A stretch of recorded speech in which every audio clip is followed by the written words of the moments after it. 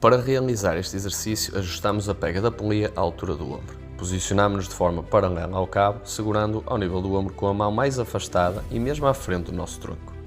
Ao nível da execução, há que manter o tronco neutro, sem compensações, ou seja, evitar rodar o corpo, manter uma ligeira flexão do cotovelo durante todo o movimento, a escápula estabilizada em retração, evitando o subir ou o elevar do ombro pela ação do trapézio. Fazemos uma abertura do braço, ou seja, afastando da linha média do nosso corpo até chegar à lateral ou, caso seja possível, ligeiramente mais atrás da linha do tronco, desde que não haja compensação do movimento. E executar em cadência controlada. Este é um exercício essencialmente para a musculatura do deltoide posterior, infraespinhoso e pequeno redondo, atuando também nos estabilizadores da escápula, como o trapézio e os romboides, por exemplo.